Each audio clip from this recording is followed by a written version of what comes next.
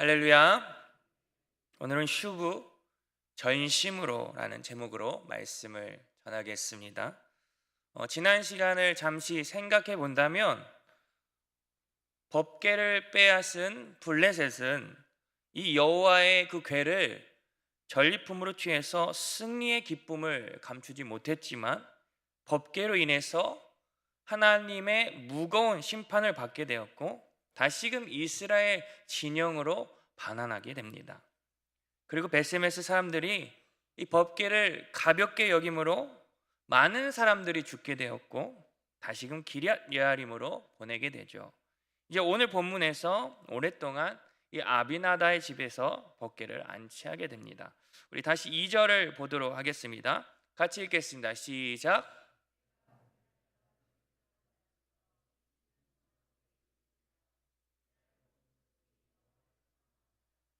여기서 여호와를 사모하니라 말을 풀어본다면요, 애통해하며 여호와를 갈망했다라고 번역할 수가 있어요. 사사기 말씀에도 보면 이스라엘 백성들이 이방 나라들로부터 압제를 받거나 또 군사적으로 패배를 당했을 때 여호와께 슬피 부르짖고 또 울기도 했음을 알 수가 있습니다. 우리 사사기 2장 18절 말씀 한번 보겠습니다. 우리 같이 읽겠습니다.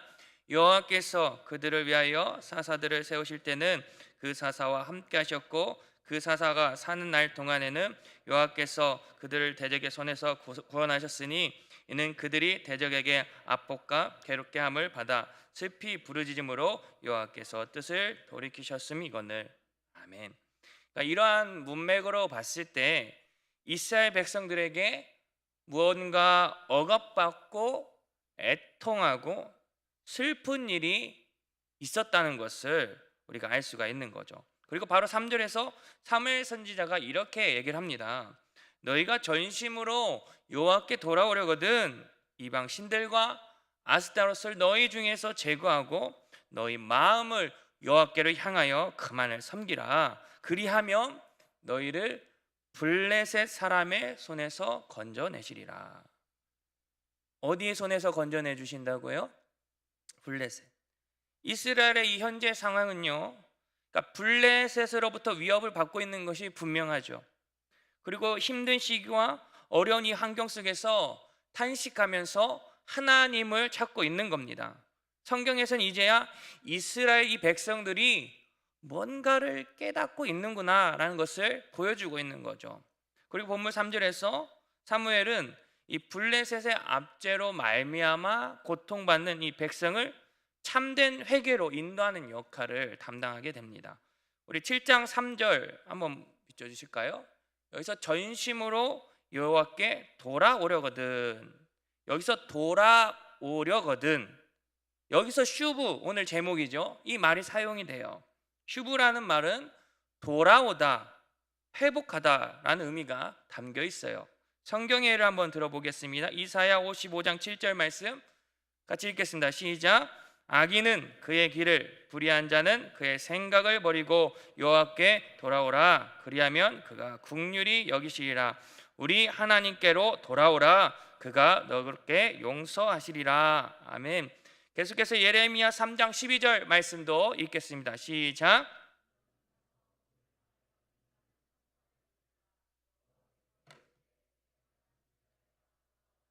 나의 노한 얼굴을 너에게로 향하지 아니하리라. 나는 긍휼이 있는 자라 너를 함없이 품지 아니하느니라. 여호와의 말씀이니라. 아멘.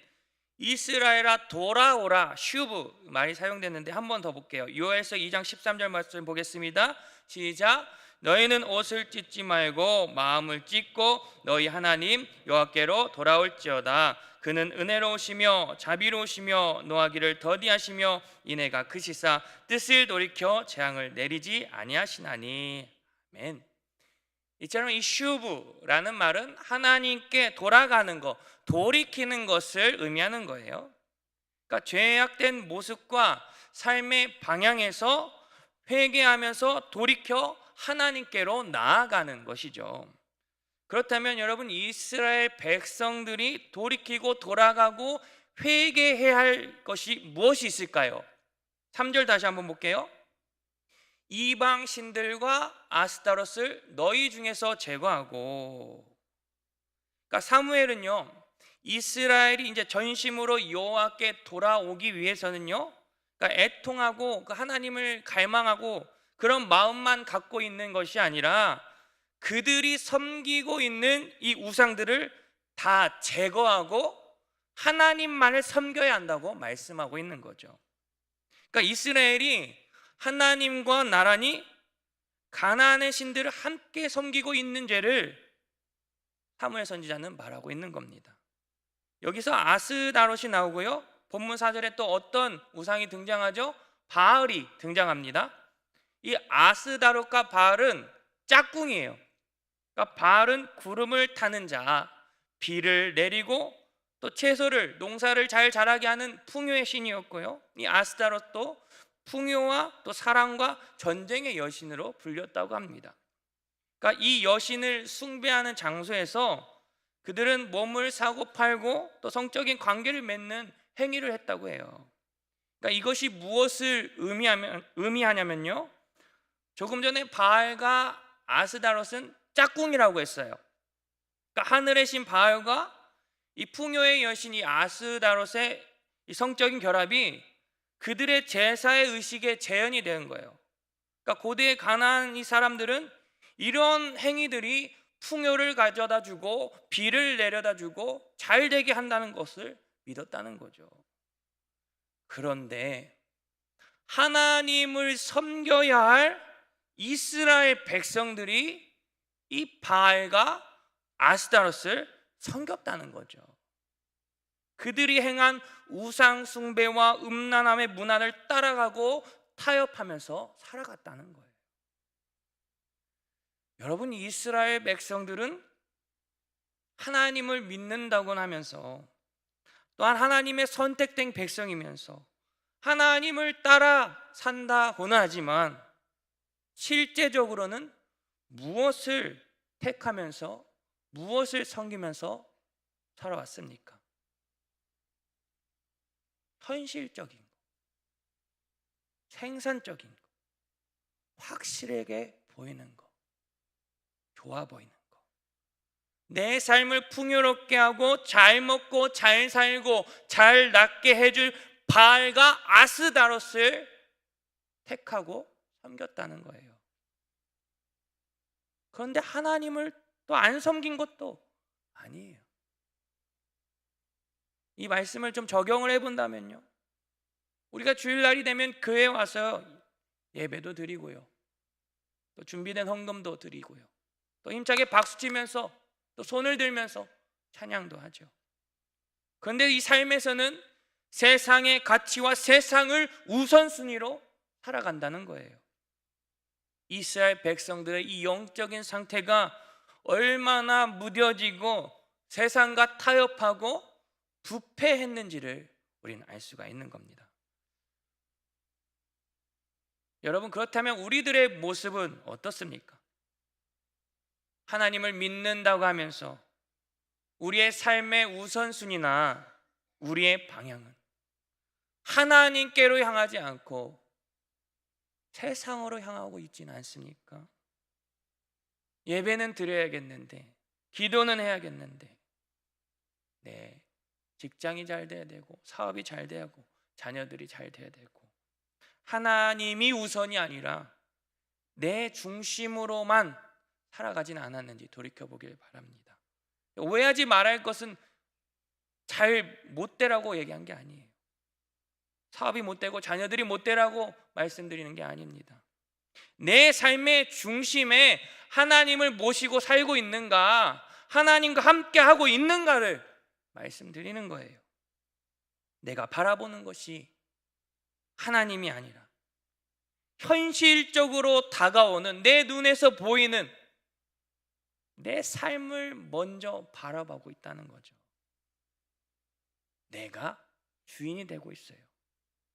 세상 중심으로 살아가고 있는 겁니다.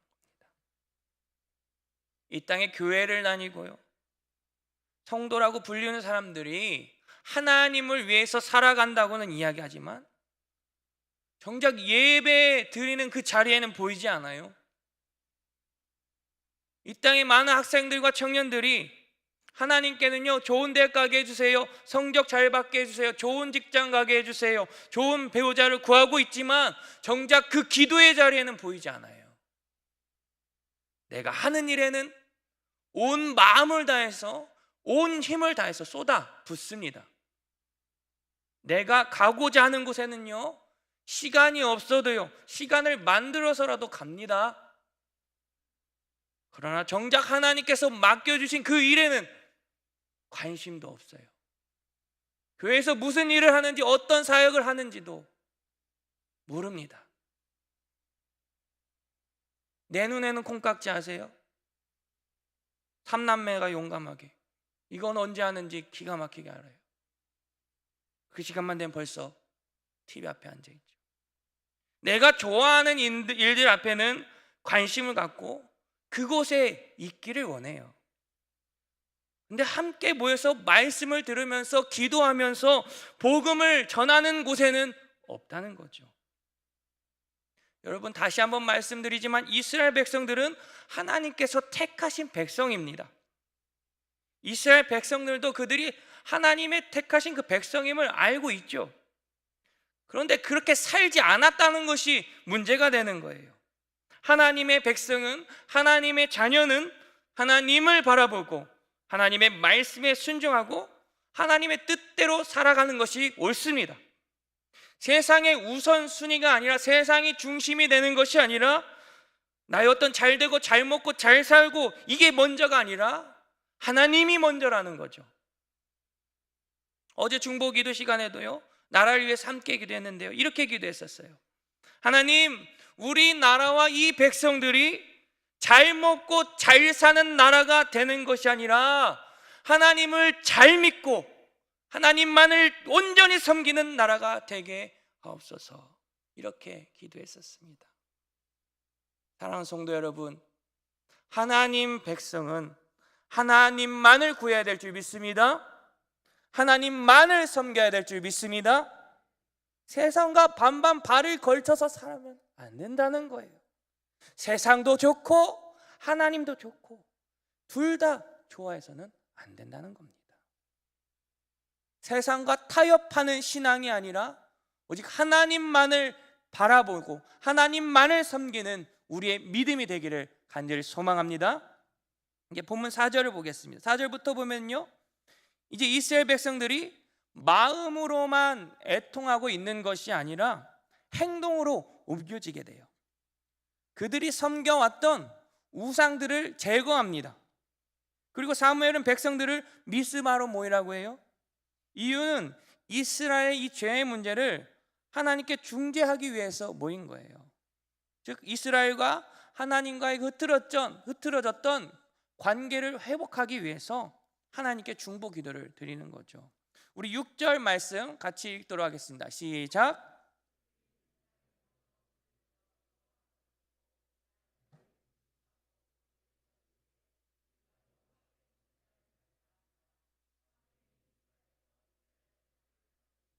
아멘. 이스라엘 백성들이 이제 미스바에 모여서 물을 붓는 것과 금식을 하게 됩니다. 여기서 물을 붓는 행동이 이 구약 말씀에서 구체적으로 나오지 않았기 때문에 정확하게 무엇을 의미한다라고 단정을 지을 수는 없어요. 예를 들면은 우리 갈멜산에서 엘리야가 제단에 물을 부는 것은요, 또 비를 불러오는 의식의 일종이었고, 또 예레미야 2장 19절에서 슬픔과 이 회개의 표시로 요 앞에서 물같이 마음을 쏟아 부으라고 또 명령한 게 있습니다. 어떻게 보면 좀 비슷한 상황이기도 하지만 이 경우들은 모두 물을 붓는 동기가 오늘 본문에서 말씀하고 있는 건 다르다는 거죠. 그러니까 다만 본문에서 이 물을 붓는 이 의식이, 그러니까 이스라엘 백성들이 회심을 상징적으로 보여준다는 것은 틀림이 없을 겁니다. 그래서 이 회심의 의미로 덧붙여 생각을 해본다면 이스라엘 백성들이 여호와 앞에 회개하며 그들의 마음을 쏟았다라고 표현할 수 있는 거죠. 즉 물이 땅에 부어진 다음에 다시 주워서 담을 수 없듯이 그들의 삶을 하나님께 온전히 맡겼다라는 의미도 생각해 볼 수 있는 거예요. 하나 더 물을 붓는 것을 상징적으로 생각해 본다면 이 깊은 회개와 그들의 죄 때문에 느끼는 아픔이라고도 말합니다. 월터 카이저라는 학자가 이렇게 얘기했어요. 물을 눈물, 슬픔, 비애, 비참함 등을 반영하여 죄가 이것들의 원인이 됨으로 말미암아 이 같은 아픔을 겪는 것을 보여준다라고도 했습니다. 또 한 가지 더 생각해 본다면 물이 그 당시에는 매우 귀했습니다. 그래서 하나님께 물을 쏟아 붓는 것은요, 하나님께 대한 이 사람들의 헌신을 또 상징합니다. 그러니까 물을 붓는 것은 또 정결케 하고 또 만족케 하고 생명 자체를 의미하기도 하죠. 그래서 이스라엘 백성들은 하나님 앞에서 헌신을 다짐하는 뜻으로 물을 부었을 것이다 라고 우리가 또 추측해 볼 수 있는 겁니다. 그리고 이스라엘이 또 무엇을 행했죠? 종일 금식을 행했습니다. 이 구약 성경에서 금식은 하나님께 대한 이 회개와 겸손의 표현으로 사용되었어요. 성경의 몇 가지 예를 보겠습니다. 우리 사사기 20장 26절 말씀 우리 같이 읽겠습니다. 시작. 이에 온 이스라엘 자손 모든 백성이 올라가 금식하고 번제와 화목제를 여호와 앞에 드리고 아멘. 요에서 2장 22절도 보겠습니다. 시작. 여호와의 말씀에 너희는 이제라도 금식하고 울며 애통하고 마음을 다하여 내게 돌아오라 하셨나니 아멘. 사무엘하 12장 16절도 볼게요. 시작. 다윗이 그 아이를 위하여 하나님께 간구하되 다윗이 금식하고 안에 들어가서 밤새도록 땅에 엎드렸으니 아멘. 여러분, 이스라엘 백성들이 금식을 행했다는 것은요, 또 이전에 사무엘상 말씀을 봤듯이 또 하나님을 섬겨야 할 이 제사장들이 하나님께 드린 그 예물, 그 제물을 취하고 또 살찌웠던 모습과 또 대조를 이룬다는 것을 또 확인할 수가 있어요. 우리 사무엘상 2장 29절도 보겠습니다. 시작. 너희는 어찌하여 내가 내 초소에서 명령한 내 제물과 예물을 밟으며 네 아들들을 나보다 더 중히 여겨 내 백성 이스라엘이 드리는 가장 좋은 것으로 너희들을 살찌게 하느냐. 아멘.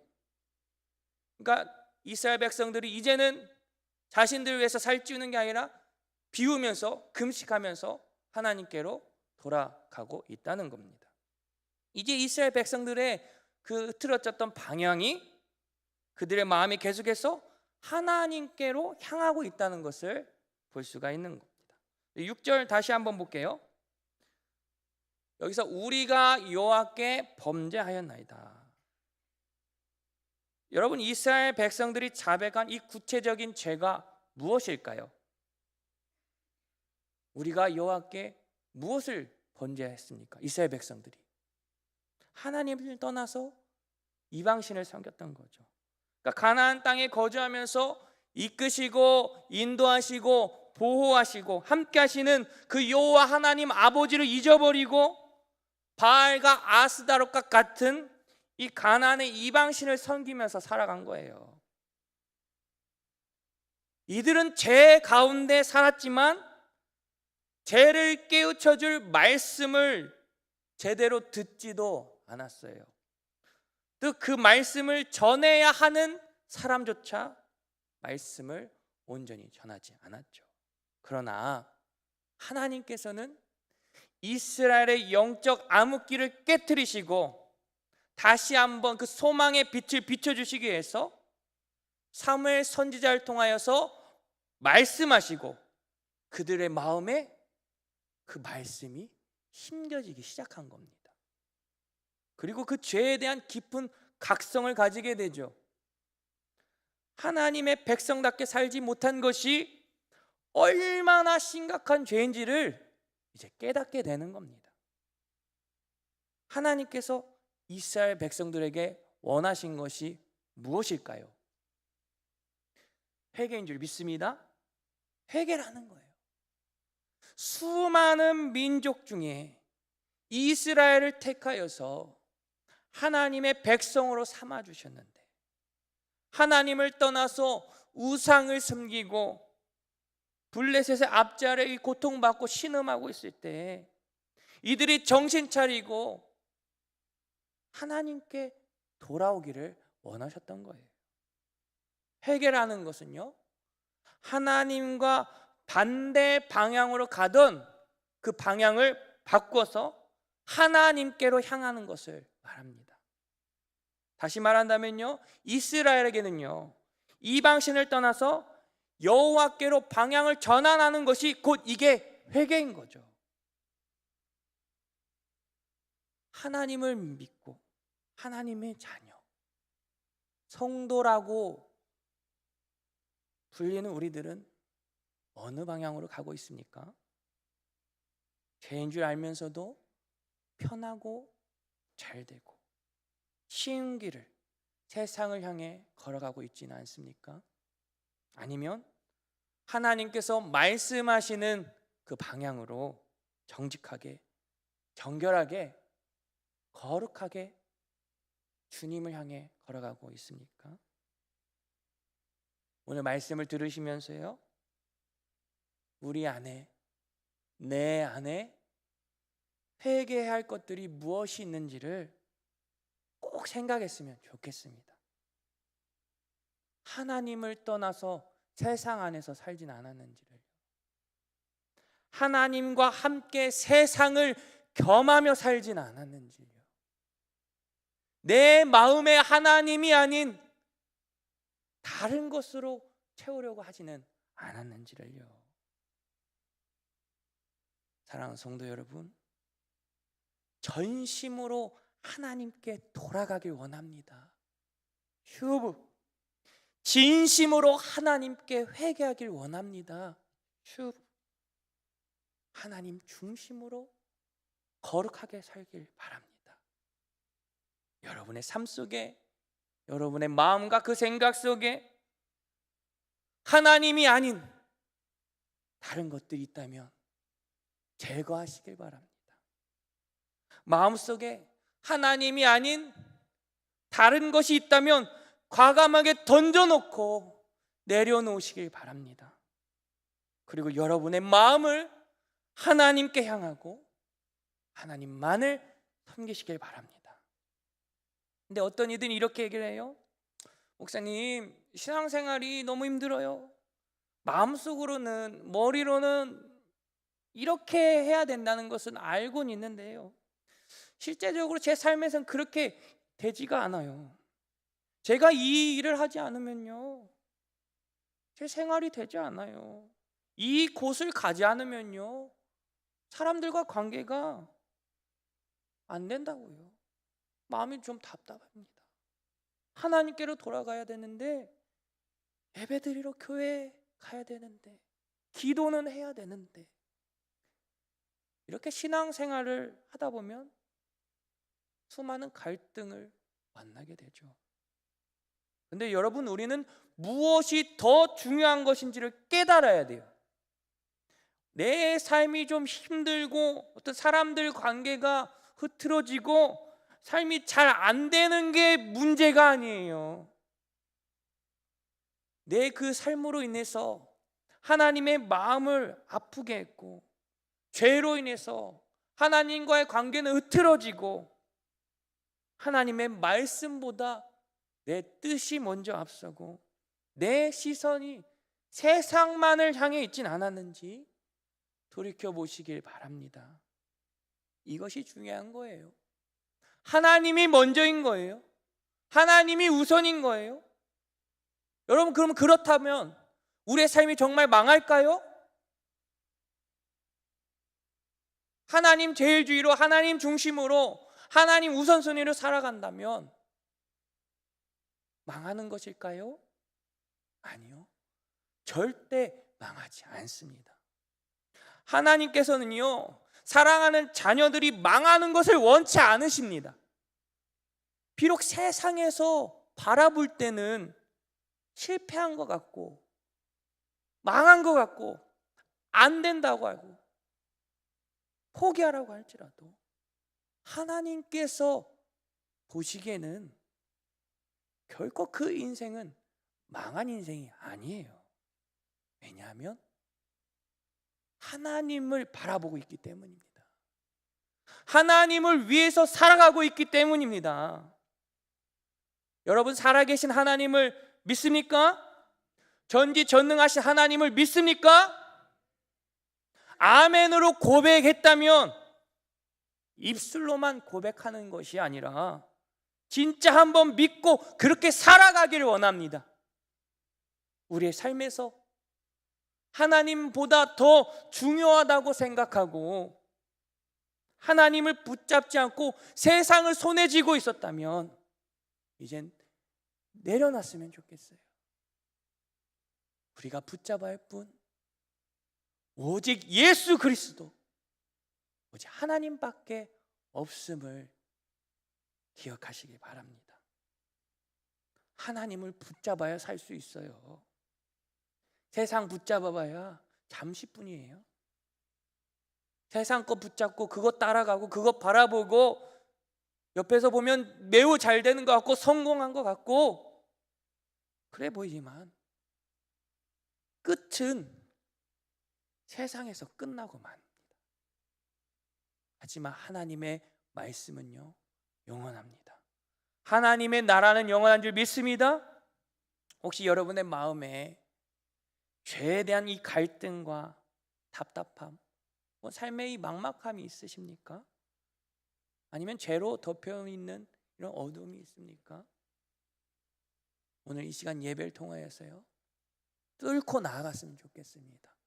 하나님께로 나아가세요. 세상과 하나님과 사이에서 하나님께로 돌아오세요. 그래야 살 수 있는 겁니다. 그래야 살아계신 하나님을 만나는 역사가 일어나고 우리를 도우신 하나님을 경험할 수 있는 거예요.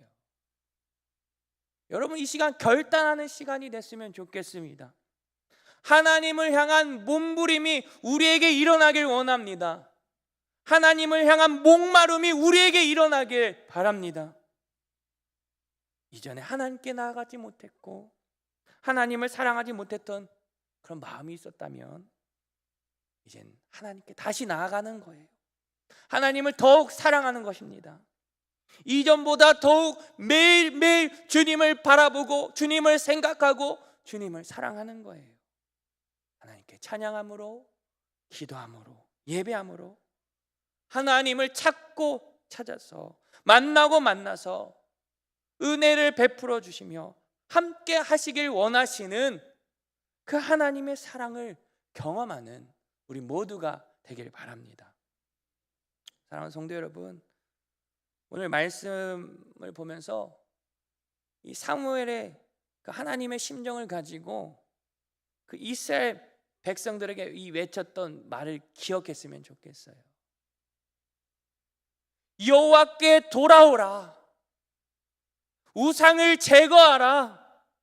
하나님만을 섬기라. 슈브.